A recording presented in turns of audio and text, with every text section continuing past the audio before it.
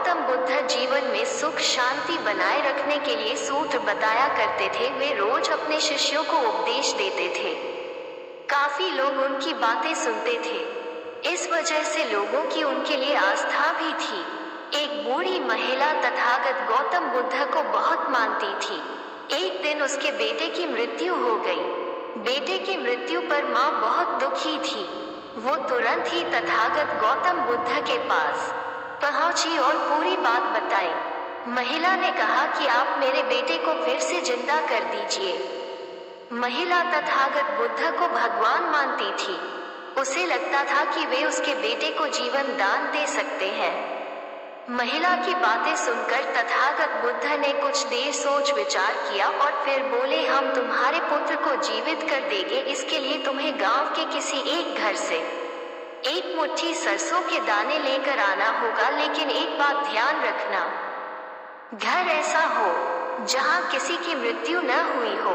महिला बेटे के मरने से बहुत दुखी थी, तो उसे एक उम्मीद मिल गई कि उसका बेटा फिर से जिंदा हो सकता है। बुद्ध की बात मानकर वो गांव की ओर निकल गई और घर घर जाकर एक मुट्ठी सरसों के दाने खोजने लगी।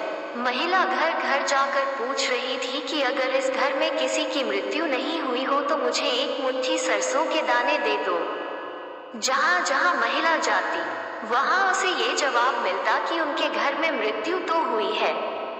किसी के घर में पिता, किसी के घर में माता, किसी पत्नी तो किसी के पति और किसी की संतान की मृत्यु हुई थी। पूरे गांव के एक एक घर में महिला ने सरसों के दाने मांगे, लेकिन सफलता नहीं मिली। अंत में उसे समझ आ गया कि बुद्ध ने उसे ऐसा करने के लिए क्यों कहा है। महिला समझ चुकी थी कि मृत्यु अटल है और सभी को एक दिन मरना ही है। जब वो बुद्ध के पास लौटकर आई तो उसका मन शांत हो चुका था।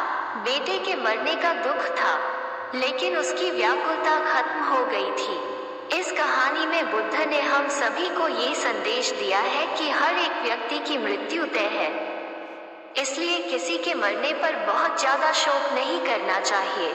अपनी मृत्यु को लेकर भी मन में डर न रखें। दुखी होकर वर्तमान खराब न करें। हम आशा करते हैं कि इस कहानी ने आपको बहुत कुछ सिखाया होगा। इस प्रकार की और कहानियाँ सुनने के लिए इस चैनल को सब्सक्राइब जरूर करें।